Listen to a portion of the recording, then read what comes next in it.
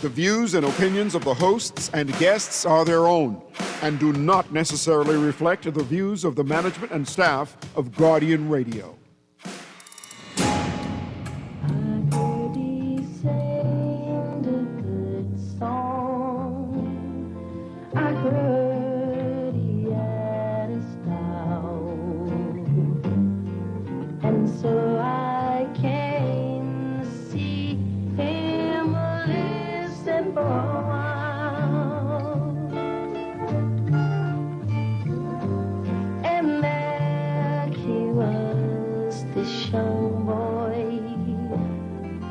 Stranger to my eyes, drumming my faith with his fingers, singing my life with his words, killing me softly with his song, killing me softly with his song. Good yawning this morning and welcome back to Guardian Radio 96.9 FM, your station for fresh music, smart talk all day. It is Tuesday, the 25th of February, 2025, and you are on the clock with Erin, Greene on this rainy Tuesday morning as we took a moment just now to commemorate the passing of the one and only Roberta Flack. I'm not sure how many of you have heard that version of Killing Me Softly by Roberta Flack. That version is actually the Jackson 5 performing Killing Me Softly on the Cosby Show back would have to be the early 60s. Michael Jackson was sitting at the table. He was being interviewed as the band prepared to sing. I had never seen that clip before. I'd never heard that version before, but I thought, wow, what a moment in time. The Jackson 5 covering Killing Me Softly by Roberta Flack on Bill Cosby Talk Show. I don't even know the name of the talk show, and I will take a moment right now to say, I imagine lots of you are saying, and we forgetting the name Bill Cosby too. The question is, can you forget the man and keep the legacy? And the impact that the Cosby Show has had on African American families, on race dynamics in the United States of America. But those are the types of issues we have to tussle with as we move through this world. Again, it's Tuesday, the 25th of February, 2025, and you are on the clock with Erin Greene. I've got a full show today. The bulk of the show, we're going to be focusing on an event that's taking place Thursday night, this Thursday, the 27th of February, from 6 to 8 p.m. at the Harry Seymour Library. The event is called The Truth About Cannabis, and it's being hosted by the Bahamas Medical Association in conjunction with the Bahamas Pharmaceutical Association. Yes, good morning, everybody. My name is Yori Kemp. I'm the Chief Executive Officer of Iraq Media, and we're organizing the event for the Bahamas Pharmaceutical Association and the Bahamas Medical Association. So they decided that ahead of the legislation, they want to inform people about some of the issues around cannabis. Not necessarily all about the legislation. They're going to talk about the health benefits and the disbenefits of marijuana. All right. So I have a list of questions that I've prepared to ask them at the event on Thursday night. I want to run through some of these. At the Harry Seymour Library. At the Harry Seymour Library at the University of the Bahamas. I want to run through some of those questions today. I want to encourage people to go out and attend the event. See, I'm a human rights advocate. I'm a civil society person. This is magic. This is a public consultation session where you get to go and listen to the experts, speak to the experts, and ask questions of the experts so you could frame your own position, right? You're not an expert, but you do have an obligation to participate in important national discourse. Now, before we get there, I just got a couple of housekeeping notes. I got to first touch base with my friend Kalik. Y'all don't understand the relationship I have with Kalik. Love me so much, I know Kalik gonna make a juju rattler. I know they gonna make a juju rattler. But in the meantime, Calig the Bear of the Bahamas invites you to Victory Fest 2025. Join us Saturday, March 1st at Smugglers Square for an epic celebration of the 2024 Boxing Day and 2025 New Year's Day Junkanoo winners, the Saxons Superstars. The Junkanoo season may be over, but the celebration is just getting started. Enjoy music by Playhouse DJs, Little Giant and DJ Tank, and performing live, Fanshawn and D-Mac. Let's celebrate the 4 straight Junkanoo winners, Saxons Superstars. And then on the next weekend, Equality Bahamas is hosting its International Women's Day March and Expo. Annual. They have been hosting this March and Expo since 2018. The March and Expo is taking place Saturday, March 8th.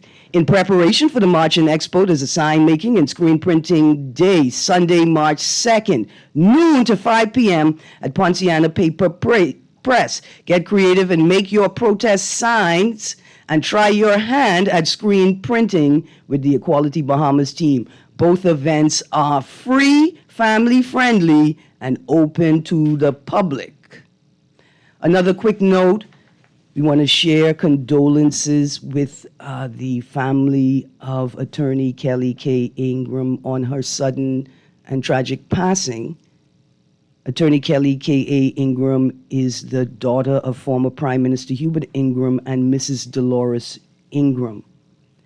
The leader of the Free National Movement, Michael C. Pintard, posted a beautiful tribute from the party yesterday. And we want to say condolences to the family and to the party, as she was a vibrant part of that family.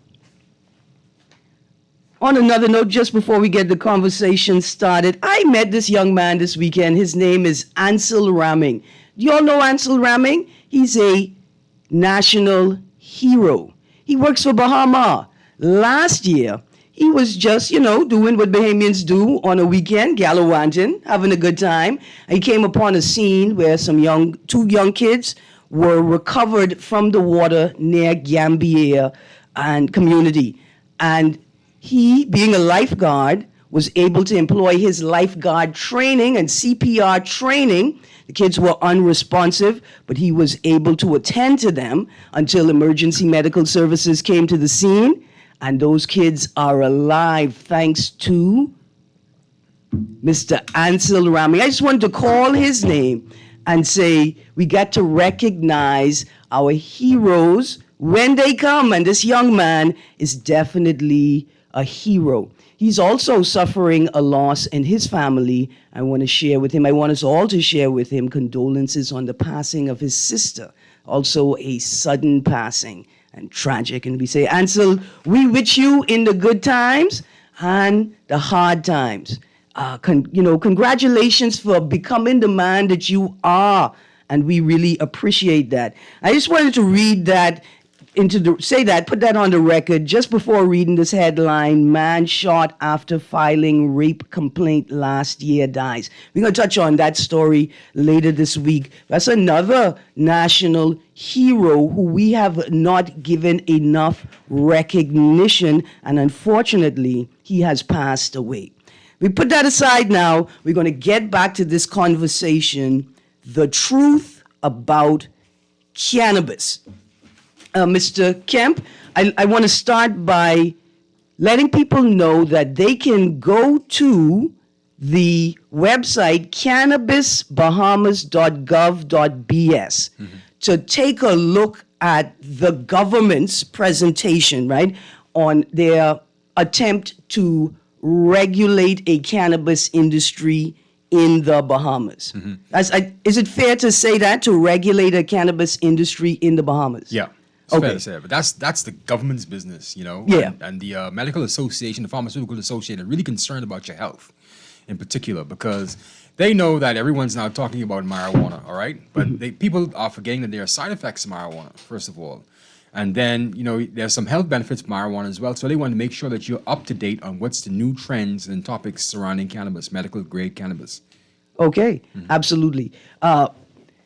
The website that I mentioned, though, lists the compendium of new legislation that the Yes. government intends on enacting to create this industry. Now, when I refer to the words of Dr. Michael R. Darville, Minister of Health and Wellness, he spoke in the House of Assembly on 15th of May, 2024.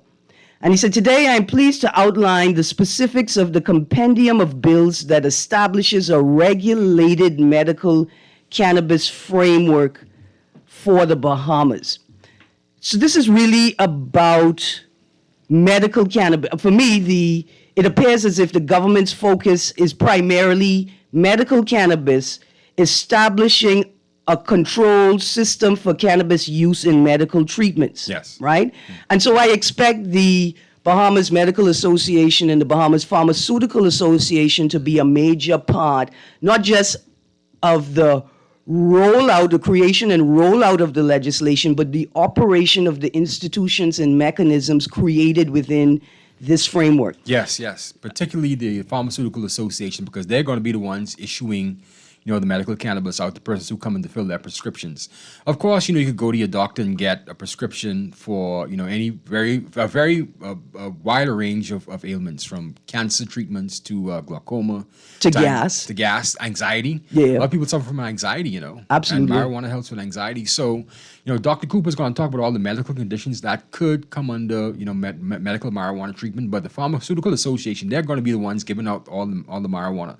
And I want to assure the public that the Pharmaceutical Association and the Medical Association, this is not going to be a free-for-all, where you can just walk up to a pharmacy or you could walk up to your doctor and say, hey, give me a 10 plate.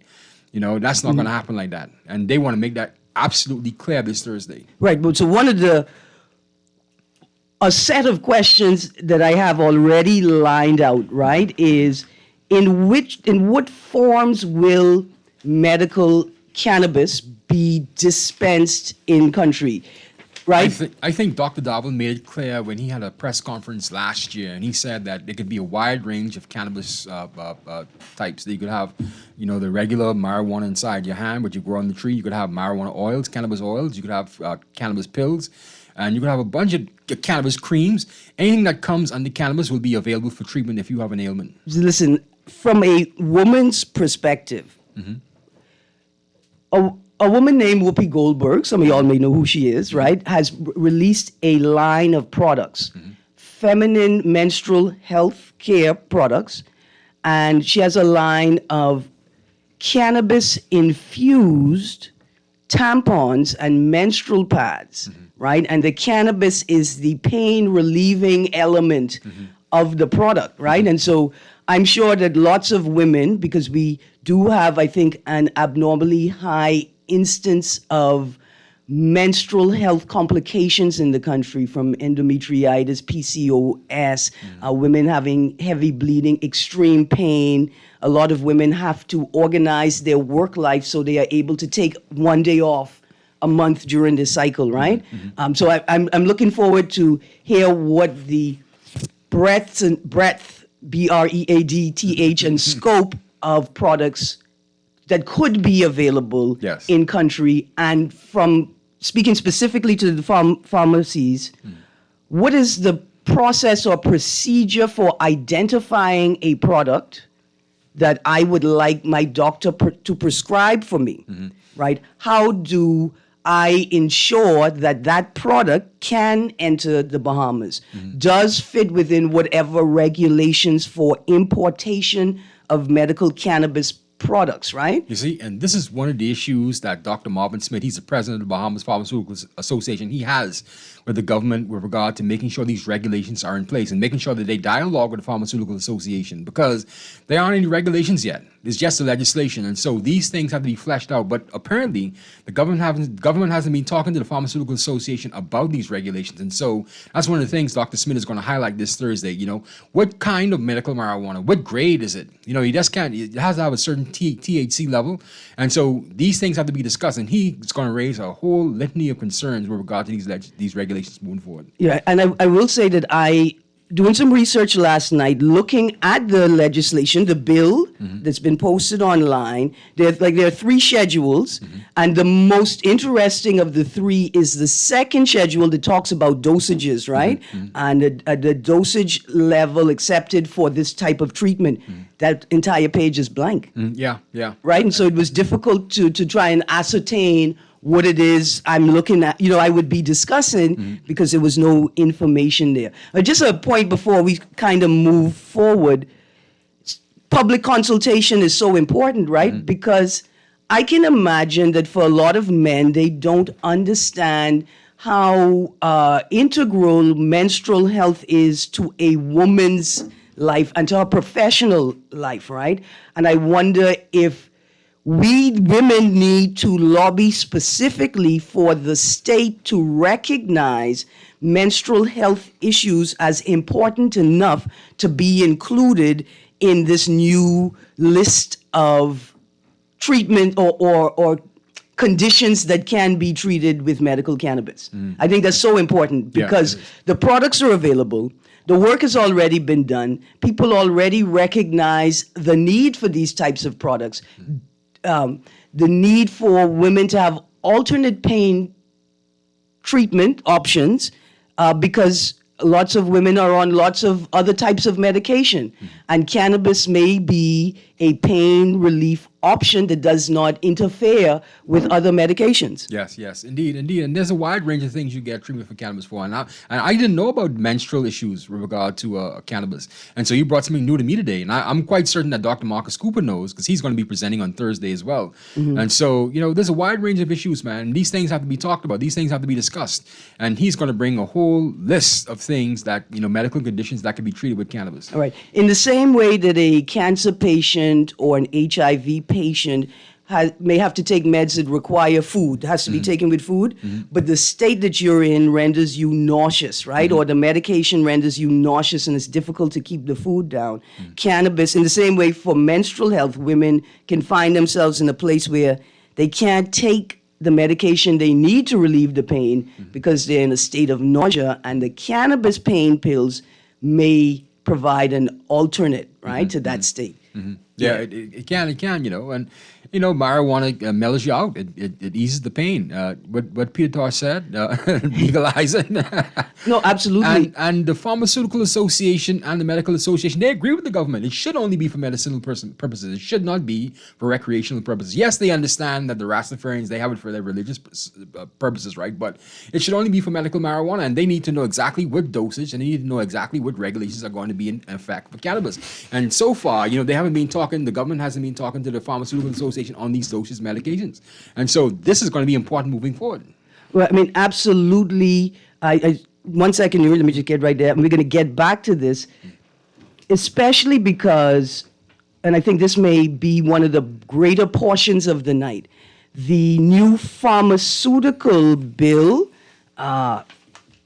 creates a new type of pharmacy, right? And so I know that pharmacists are very concerned about how this new pharmacy will be operating. And so we're going to get back to that. Nuri, come on, Mike, come on. No, I was listening to Yori, and he mentioned it twice now, that the Pharmaceutical Association in particular, but also the Medical Association, is lobbying or pushing forward or trying to ensure that the government...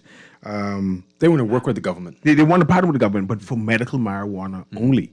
But if other avenues are being put forward, would the Pharmaceutical Association lobby the other way to say, well, we just want to do medical marijuana? As far as I'm concerned, the Pharmaceutical Association and the Medical Association, they're only concerned about medicinal cannabis. All the other things, all the other ancillary efforts, they could do what they want to do. But right now, the Medical Association, the Pharmaceutical Association, they're only concerned about medical marijuana. They're only concerned about your health. They're really concerned about your health, Nuri. They're really concerned about your health. And Erin mentioned the dispensaries or the new avenues of dispensaries. I know on a previous interview that Erin had, Marvin Smith mentioned that they should have first and only option for the dispensaries. And he's adamant in still that. okay? Yeah, he's adamant in that, sincerely. Absolutely. So, sorry, let's speak right to that. If we go back to the presentation given by the minister responsible for health and wellness on the 15th of May, 2024, he says the Pharmacy Amendment Bill also plays a crucial role by establishing protocols for the dispensation of medical cannabis. It creates a new category of pharmacy, the cannabis dispensary, which is specifically licensed to handle and dispense cannabis with oversight from a licensed pharmacist. The bill ensures that all dispensing procedures meet high safety standards and that dispensaries maintain accurate records of cannabis transactions to monitor usage and prevent abuse. But the Pharmaceutical Association's concern is the presence and function of a pharmacist in this new dispensary, and that these new amendments or provisions align with the intent of the original Pharmacy Act, which is only pharmacists can dispense medicine in the Commonwealth of the Bahamas. Well, that's the legislation, Right. and that's how it's been forever. and that's one of the things they're really concerned about, this new dispenser. And that's the last thing that the Pharmaceutical Association, they work with the government on, making sure that there's a clear delineation between a cannabis dispenser and a pharmacy. All right, and they wanted to make sure that this is very this is clearly fleshed out inside the legislation. That's the last thing they worked on. But all of a sudden, it just dropped off the map, and they want to talk about the regulations now moving forward, if it's going to come into force. Because they've been promising this cannabis legislation for years now, but we think it's going to come in by Q2. So the Attorney General said you're going to start issuing the first licenses. Who's going to get the first licenses, and under what circumstances, and what's the regulations to monitor these first set of licenses? I'd love to talk about timelines when you're done, Nuri. Okay, Erin mentioned earlier about creams, which may be considered as cosmetic, right? But is cream cosmetic or is that medication? And if it's cosmetic in terms of how it feels and how it alleviates pain, can it be someplace other than a pharmacy that can dispense that? See, all of these things that the Pharmaceutical Association is going to talk about on Thursday night, because like you said, creams are cosmetics, right? But there are some creams that are for medication. My mother took a cream on her leg for years, and it was medically prescribed by a doctor, and she had to fill it every time she went to the pharmacy. So these are things we have to actually talk about. And this is why getting the regulations in place and making sure that the government talks to the Pharmaceutical Association on these regulations is so important. These things have to be discussed at that level. Right, And we can't be talking in these silos, An excellent point that you made, Mr. Nuri, like making a distinction between cosmetic creams and medical creams, right? As a cream, I have to purchase, once in a blue moon, and that is expensive, but it's definitely medical. It's not over the counter. You need a prescription to get it, right? And so ensuring that these details are captured by the legislators, those who are actually writing the laws, so there's no misunderstanding, right, at the point of sale. Yeah. And that the doctors understand what they can prescribe and not build up the hopes, right, because when it comes to one's health now, right, we feel like, well, look, I'm going to take any measure available to me for my health. And so if a doctor gives me the wrong information, I may feel empowered to do something that I technically am unable to do, right? And that's a horrible place for a patient to be in. Patients need doctors who are clear with the information, have certainty, because you are giving your patient a degree of confidence that you and the doctor can handle this situation. And this is where the doctors come in, because there's a duty of care of a doctor to give you the proper information with regard to your health. They must discuss with you and consult with you all the available treatments available to you for any kind of ailment you have. And so there's a duty of care by doctors to make sure that they talk to you about your illness. Mr. Kemp, you mentioned people operating in silos, right? Well, at this meeting by the Pharmaceuticals Association yes, will they mention their last meeting with the government and the update on that? Yeah, I expect a full and frank discussion by the Pharmaceutical Association and the Medical Association this Thursday evening. You know, Dr. Smith isn't shy. He's the president of the BPA. He's not shy. And Dr. Marcus Cooper has been like a staple in the media for God knows how long now. So he's very forthright and he's very frank. So we expect very frank and upfront discussions tonight about your health, man. This is your health, you know. You just can't walk into Oak Tree Medical and say, you know, Dr. DeVoe, give me a 10 plate. You know, and then, you know, people are just, we're on this wave now with this legalization of marijuana. We see it in Jamaica, we see it in Antigua. But then there's some side effects of marijuana as well, too, you know. I visited Colorado a year and a half ago, and the people were walking around like zombies, Erin. Walking around like zombies, man. That's a legalized state. And we don't want that. We don't want people to be overdosed on marijuana and just abusing the system. And so these are the things that have to be talked about. There are personal health concerns, and there are also public safety Yes. concerns that are absolutely on the table. One thing is the use of or operation of motor vehicles and heavy equipment while under the influence of a substance, right? Cannabis operates in the body differently from alcohol, right? And sometimes it's pretty easy to see when somebody is cut, right? Maybe not half cut, maybe not tipsy, but we know when somebody's cut. You know when you wake up and you still have alcohol in your body, right? But the question is, when you wake up in the morning, do you know how much cannabis you have in your body, right? And so, Dr. Cooper's going to talk about it on Thursday. like timelines, if we legalize medical cannabis, a person is taking medical cannabis as a regular treatment, how does that impact their ability to drive? Now, personally, you're saying subjectively, I know whether I could drive or not, but I mean legally. Will we have a law that says, look, we're gonna now have to be, well, I mean, we do have a law, don't we? The question is, do we enforce it? But will we begin to enforce more strictly our driving under the influence laws? Because now you may be under the influence of cannabis while you're operating a vehicle. Oh, wow. So who should be attending this meeting come Thursday? Anybody who has a medical condition that needs treatment, any doctor that's going to be at the front lines of giving prescriptions for medical marijuana, any pharmacist that's going to be on the front lines dispensing cannabis, anyone who's interested in medical grade cannabis and interested in getting involved in the industry should be at this event. All right, let's take a call and then we get back to some more questions like that. That was a great question, Mr. Nuri. Good morning, caller. Good morning. Hey, wait a minute. Yeah, I think the legalize the cannabis is a good idea. I think it has a lot of good to it with medical conditions, right? Mm-hmm. But you talking about driving? I won't be in Bahamas here. I high up in there. The pilot high. We ain't going nowhere. Right. And so in terms of introducing this new culture to the Bahamas, right? Yuri, I'm going to add to the list for Mr. Nuri, any NGOs, non-governmental organizations, civil society organizations that are doing community-based work, come out to this session and understand how the passing of this legislation may impact your community. Yes. Right? I mean, I think that's vitally important. If you are a pro-cannabis advocate or an anti-cannabis advocate, broader than just medical cannabis, come out to the session. Here's why. You want to arm yourself with verified information. You want to hear the experts speak about the issues to build your advocacy, right?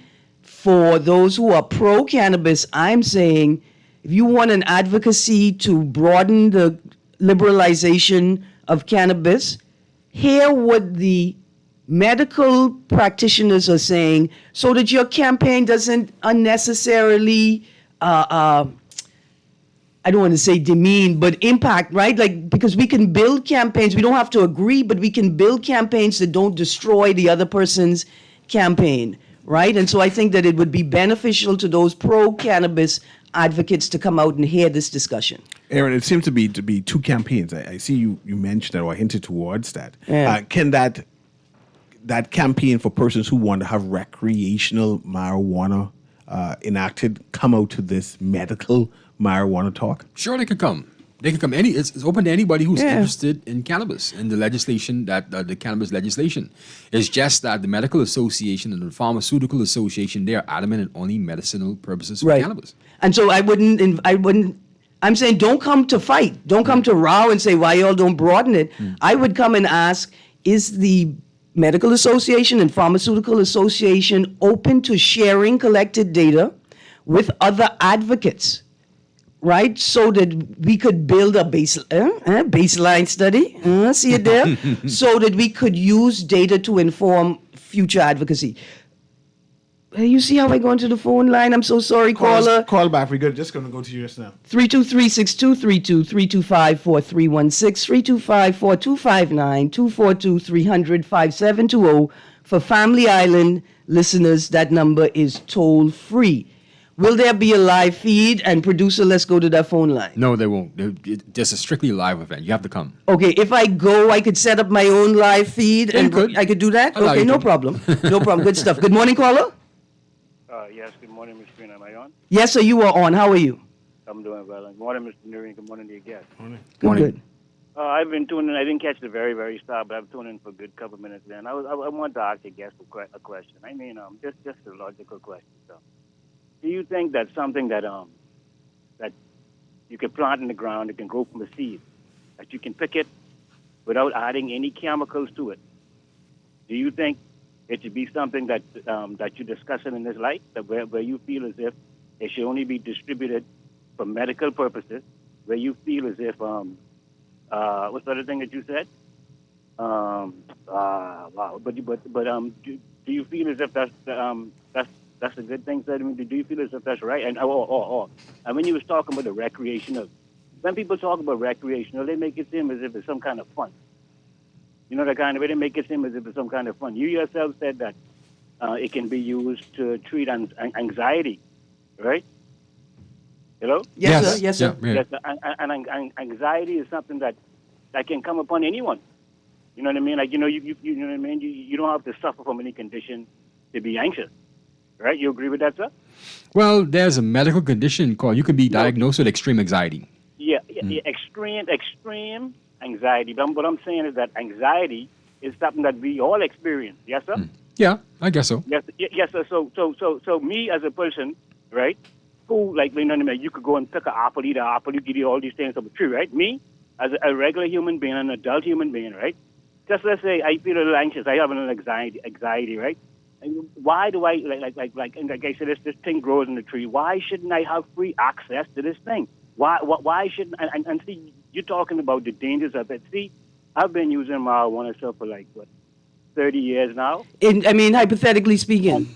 Yes, hypothetically speaking. Yes, right? sir. And I mean, and as you can hear, sir, if you listen, I'm very lucid, right? On top of that, sir, you'll be surprised to see some of the things I've done. The best music are made by individuals who use marijuana. Now, you see, this is all about the money, and I would like it. I would prefer, and I would respect persons like yourself more if you always do that, because if it was all about health, you all would be on alcohol. You understand? You all would be on alcohol. Now, you see, now, right now, sir, this is about to cause a problem in this nation, and people are only concerned about their pockets. Do you understand? Come from, because you yourself said that an individual can't just walk up and say, "Give me a 10 plate," right? But people have been doing that. People who older than me were able to do that on this island for 50 years or 40 years without any problems. So now, what will happen now when they cannot access it so easily, right, and freely, right? On top of that too, sir, I don't expect that marijuana, that you will be able to even purchase something what they call a half bag nowadays. Some fellas even sell $3 joints. I don't even believe you Hypothetically can afford that. So you're causing a problem in society just because you all want money. And you all are spreading a false narrative as it relates to marijuana, creating this whole big old hullabaloo over nothing because you all want money. Okay. So, caller, first things first. We could thank you very much for your call today. I'm going to respond, and I'm going to let Mr. Kemp respond. Remember, Mr. Kemp is a representative, right? He is organizing this event on behalf of the two professional associations that will be presenting. Sounds like he's going to show up to the event. I'm I can't wait to hoping- see him. I'm hoping that he shows up to the event with his hypothetical questions. When you go up to the mic, start off by saying all of this is hypothetical, okay? Please and thank you, because the police could be there. All right? Second thing, we can all acknowledge that there was a worldwide prohibition on cannabis. The prohibition didn't start because they thought that cannabis was so dangerous it needed to be removed from the earth. You're absolutely right. There was an economic element at the forefront of the prohibition, right? Before that point, they had cocaine, heroin, and cannabis and all the medicine. It's 2025 now. We know that we're not going back to that. We know we're not going back to where any medicine you had either heroin, cocaine, or cannabis in it. We ain't going back to that. So we know that there's an economic element to the prohibition. But take some time to examine what's happening. Although the medical professionals are limited to medical cannabis only, that doesn't mean that they are discounting or ignoring what it is you're saying.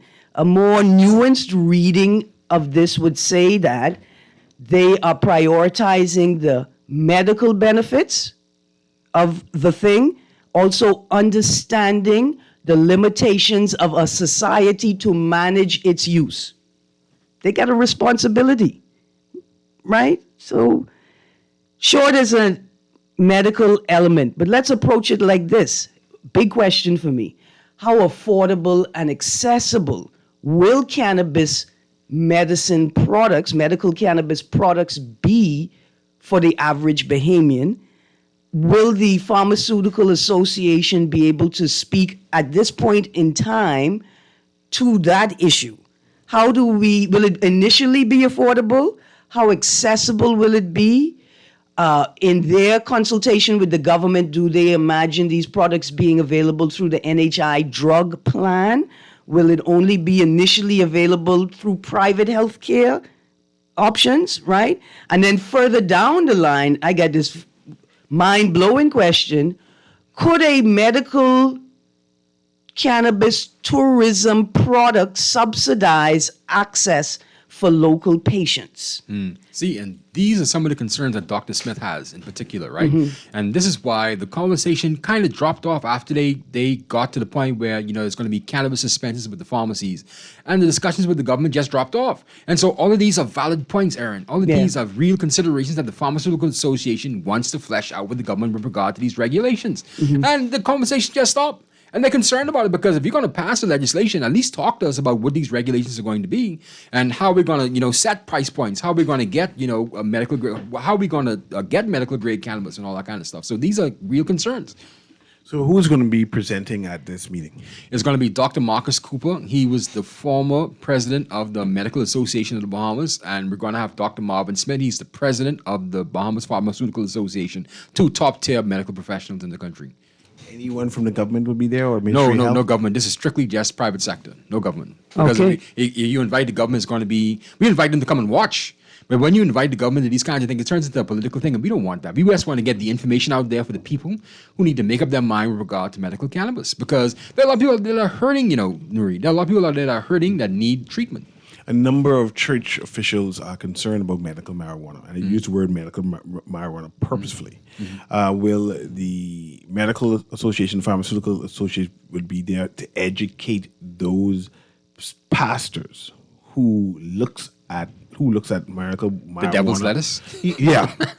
Absolutely. Something that is definitely not Wrap your medicine. sins in the devil's lettuce. And this is what this forum is for, to educate the Bahamian people. Because, like I said, we've been talking in silos. And the Pharmaceutical Association and more so the Pharmaceutical Association, they've been talking through the media a lot. And so they want to sit down with the people directly and tell them exactly what the issues are with regard to these regulations moving forward. Right. And I think as soon as we finish with this caller, I want to touch on something that I think is a myth and that people should hear constantly. Good morning, caller. Good morning. How are you doing, Erin? Good, thank you. How are you? I'm okay. Good morning to you again. Morning, sir. You came this morning. You said that you would be distributing medical marijuana, right? My question is, what is medical marijuana? If it isn't marijuana, what is medical marijuana? Is it genetically modified marijuana that makes it to make it a drug? Knowing that marijuana has many components? Okay, so I think that leads right into the point that I was going to make, right? And my second question is, I feel as if the medical association never had no affiliation with marijuana, don't know nothing about marijuana, get in the whole conversation, as the previous caller said, for the money, and to basically hold the corner of disabled. The medical, at least medicine, then actually, in actuality, marijuana is a plant, is not a drug. And how is it that the medical association can be distributing a plant? Then, in essence, like the previous caller said, it grows by a seed, and it can literally grow anywhere.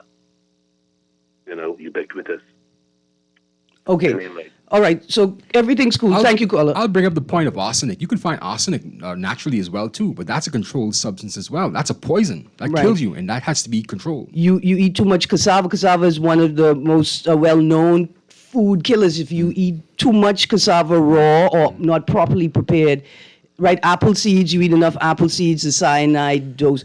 You respond, I want to respond to it as well. I want to say something. He said that the medical association is only in it for the money, and that's a very unfair statement, I would say, because these people, they spend years getting trained to treat you, to help you. When you go to a doctor, when you go to a hospital, they're medically trained professionals that spend years getting training to help people. And it's very unfair to say they're in it for the money. That's very unfair. Right. Caller, give me 2 seconds and I'm coming to you as a non-expert, hypothetically speaking.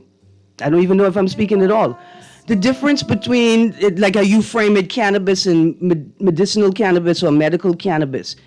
People think that when your doctor prescribes you a medical cannabis product, you're going to go home, take it, and get high and can't move. You may start hallucinating. Medical cannabis is giving you the components of the plant in the dosages necessary to treat the ailment. Yes. So when you go buy a 5-play, hypothetically speaking, y'all don't go buy nothing.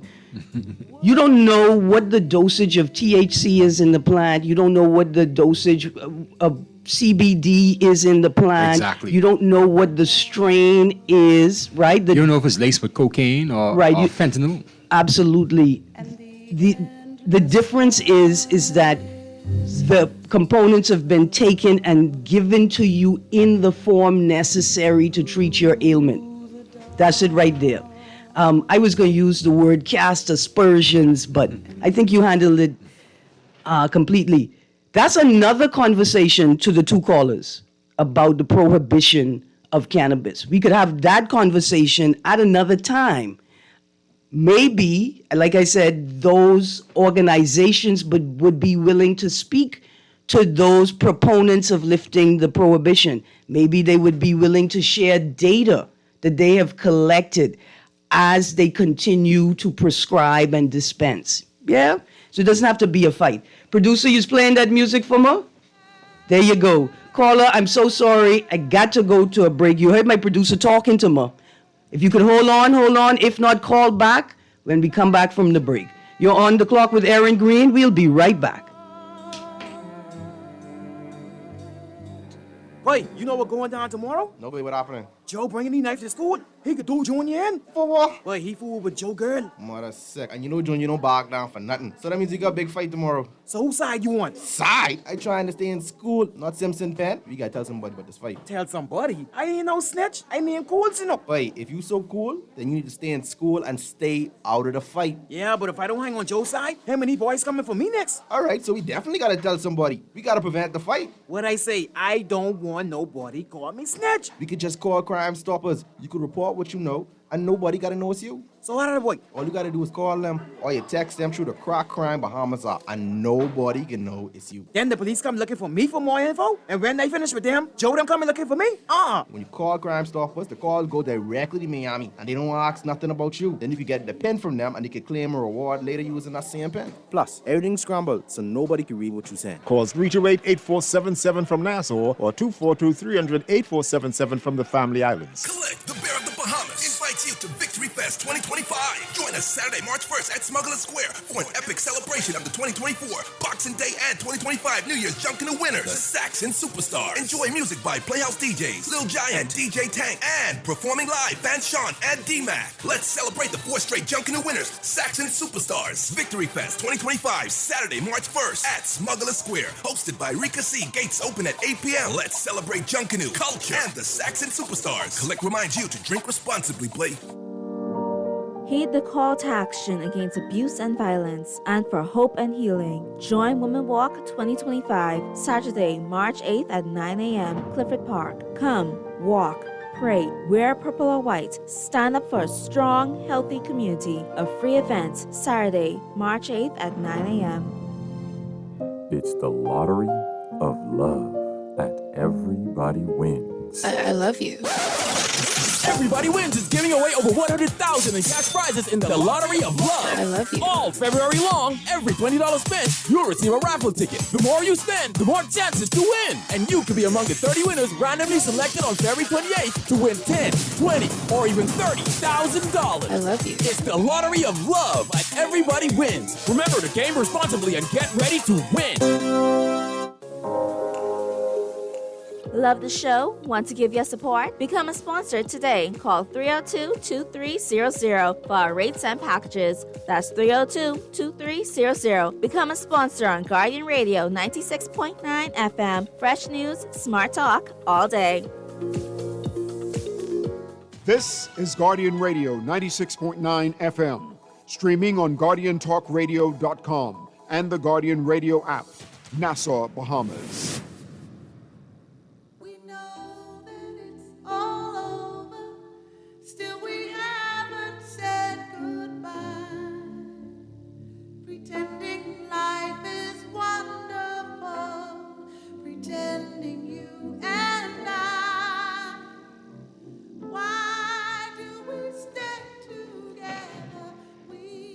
Roberta Flack got a scholarship to Howard University at the age of 15. She was already a classically trained pianist at the time, a phenomenal voice. And we, the new generation, we's lucky to reimagine her with Lauryn Hill and the Fugees and their wonderful remix. Just as we end the show, Mr. Yuri Camp, we're talking about this forum that's coming up this Thursday, the 27th of February, 6 to 8 p.m. at the Harry Seymour Library, University of the Bahamas, The Truth About Cannabis. The event is being hosted by the Bahamas Medical Association in conjunction with the Bahamas Pharmaceutical Association. These two organizations want to create a space for public consultation to share with you what they believe the benefits are and the, what do you call it? The disbenefits. The disbenefits and the benefits are, and I like that language,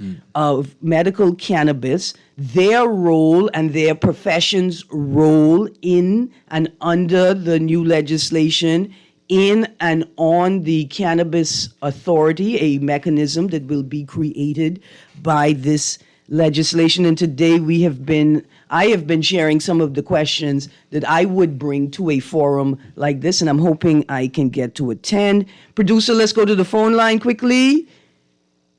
Good morning. Good morning, Ms. Greene. Good morning, Mr. Erin. Good morning, dear panelists. Morning.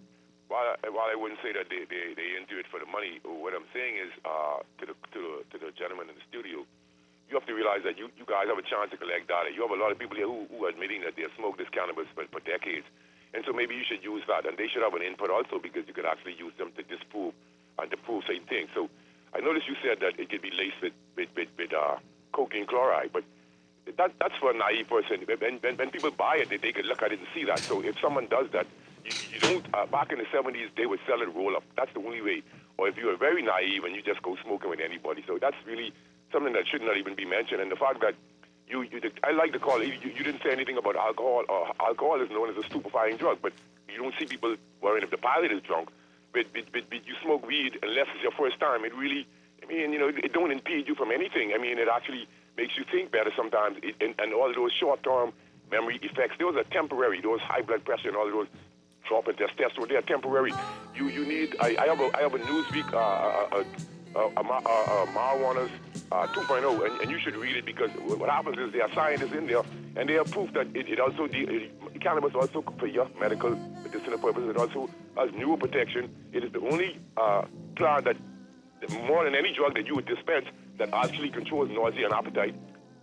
Thank you, 52. But I don't think that the Bahamas Pharmaceutical Association or Medical Association are making a moral judgment or a moral statement. The forum is to discuss their role in the new legislation, the new mechanisms, and the new industry that is about to be created. I agree with you, collecting data, and hopefully they make it available to other advocates so they could engage in other types of advocacy around the issue. But I do think it's unfair to tell them, because they're not talking about these issues, that we don't trust you. They're telling you specifically what they are speaking about and why they are having a forum of this nature, because they are concerned that the government is not fully consulting the most important or the central stakeholders in this conversation. If, like Minister Darville said, that the intent is to establish a regulated medical cannabis framework for the Bahamas, then let the medical professionals be centered in the process and in the industry, right? And that's all we want. Yeah. And that's all we want. We just want to we want to help the government get this thing over the finish line. And that's what the Pharmaceutical Association and the government want. Absolutely. Thank you, Mr. Kemp, for joining me this morning. Thank you. I'm going to try and join you all on Thursday night, and then we're going to have a follow-up conversation after the forum, if you will please help me do that. Yes. Dr. Cooper and Dr. Smith will be there to take questions from the media and anybody who's available. And there's going to be a question and answer period as well. All right. Thank you so much. Thank you so much. That's Thursday, the 27th of February, 2025, night after tomorrow at Harry Seymour Library, UE. Producer, thank you very much. I stretch your patience, but look at that beautiful Roberta Flack music you playing for us. You guys have a wonderful day. Tonight, I celebrate my love for you. This is Guardian Radio 96.9 FM, streaming on GuardianTalkRadio.com and the Guardian Radio app, Nassau, Bahamas.